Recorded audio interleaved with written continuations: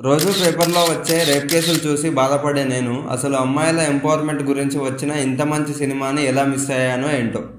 కీచురాళ్ళు 2022లో మలయాళంలో రిలీజ్ అయ్యి రీసెంట్గా తెలుగులో డబ్ అయింది. రజిషా విజయన్ లీడ్ యాక్టర్గా చేసిన ఫిమేల్ ఓరియంటెడ్ మూవీ ఇది. జీ5లో అవైలబుల్గా ఉంది. ఇక మూవీ ప్లాట్ ఏంటంటే, రాధికా బాలన్ ఒక ప్రొఫెషనల్ హ్యాకర్.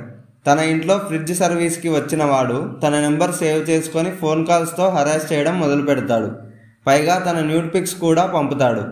పోలీస్ కంప్లైంట్తో లాభం లేదని తెలిసిన రాధిక తనకున్న వెపన్ అయిన సైబర్ నాలెడ్జ్ని ఉపయోగించి ఆ గుంపు వాళ్ళ డివైజెస్ని హ్యాక్ చేస్తుంది. అప్పుడే వాళ్ళు చాలా పెద్ద క్రిమినల్స్ అని తెలుసుకుంటుంది. మరి ఆ తర్వాత ఏం జరిగింది అనేది మూవీలోనే చూడండి. మేకింగ్ అయితే సూపర్. మొదట్లో కొంచెం బోరింగ్గా ఉండింది, కానీ ఎప్పుడైతే హరాస్మెంట్ ప్లేలోకి వచ్చిందో అప్పటి నుంచి ఒకటే థ్రిల్, సస్పెన్స్. ఫైట్స్ కానీ పోలీసుల రెస్పాన్స్ కానీ చాలా రియలిస్టిక్గా చూపించారు.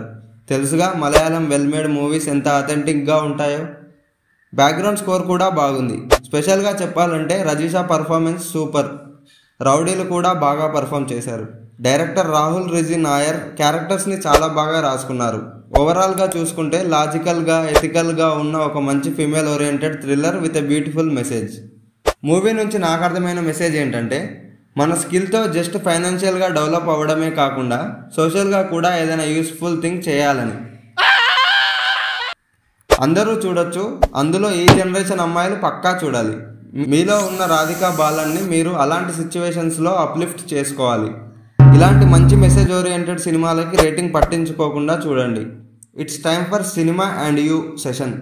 మీకు బాగా నచ్చిన women oriented movie are web series ఏంటి? మీరు కామెంట్ చేయడం వల్ల అలాంటి మంచి సినిమాలు ఇంకో 10 మందికి రీచ్ అవుతాయి. నా రికమెండేషన్ కామెంట్స్లో ఉంది. I know you're waiting till the morning comes my back. I just wanna be alone to feel free tonight.